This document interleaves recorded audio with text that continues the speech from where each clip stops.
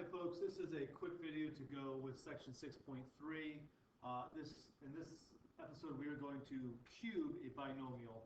We're going to expand this out, or in other words, we're going to multiply. So what's important to remember about this, when we're cubing something, this means we're multiplying the base by itself, or as a factor, 3 times. So this is really saying 3c plus 2 times 3c plus 2 times 3c plus 2. So when we look at it like this, this now goes back to what we did before when we multiplied 3 binomials. I'm going to multiply the first 2 binomials together, and then I'll multiply, whatever I get that, I'm going to multiply that by the last one, 3c plus 2. So what's nice about this is our first 2 terms, this is just 3c plus 2 squared, right? Because it's just 3c plus 2 times itself. So I'm going to use the square double square method. So I'm going to square the first term plus twice the product of those. So this is 3c times 2 is going to be 6c. I'm going to double that to get 12c. And then I'm going to square the second term, and I'm going to get 9c squared plus 12c plus 4 as the expansion of this binomial 3c plus 2 times 3c plus 2. And now I'm going to bring down this other 3c plus 2, and I'm going to multiply that out. So it's definitely somewhat of a lengthy process, but it is what it is, and this is what we get here. So I'm actually going to use the stack method like I've done before to multiply this out. Make a little room here.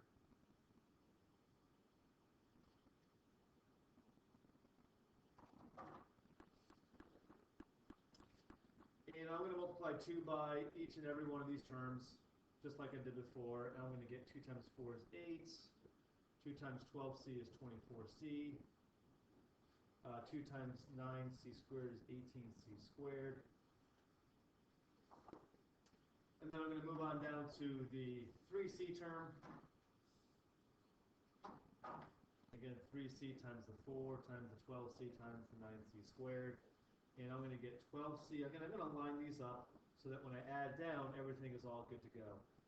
36c squared, and 3c times 9c is going to be 27c cubed. All right, and then again, I'm going to add down.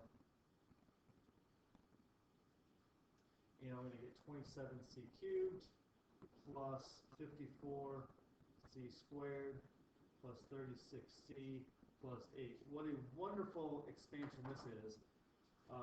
But we can check this actually a couple of ways. We can plug in a number in for c into each and every spot there, and then plug it up in the original and see if we get the same thing.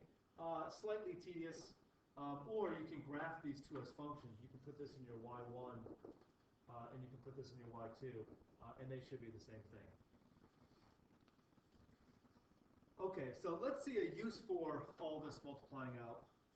We're going to take our volume of a cylinder equation, and we're going to use the information for the diagram here, and we're going to write a volume equation for the cylinder that we have here. So I'm going to take my terms, my radius here of x minus 3, my height here of x plus 2. I'm going to put that into my volume formula. So I'm going to get v equals pi. The radius is x minus 3.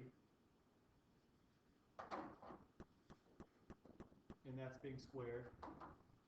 And then times the height, which is x plus 2. Now, when we're done with this, I'm just going to expand all this out. That's all I'm doing here. We don't have the techniques yet for given a volume to find the radius or to find x. So all I can do here really is just expand this out and then be done with it. So this is going to be my volume in terms of x. So on the side here, I'm actually going to do all my work here on the side. I'm going to square x minus 3. Well, again, that's the square double square. So square the first, twice the product of a and b, and then square the second term. And then I'm going to multiply that by x plus 2.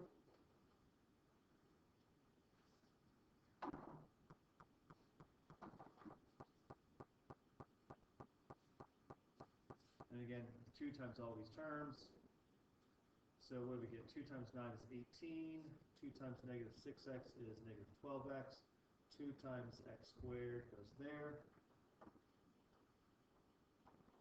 And likewise with the x times 9, x times 6x, x times x squared.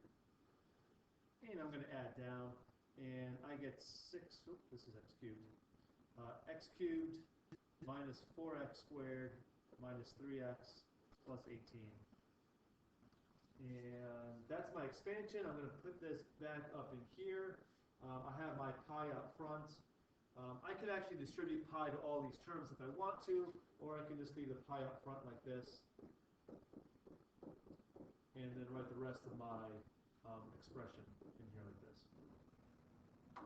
So somewhat anticlimactic. This is what we get for our volume function, and later on in the chapter we'll discuss methods for doing things with this equation here. But at this point, we're gonna stop it right there and call it a day.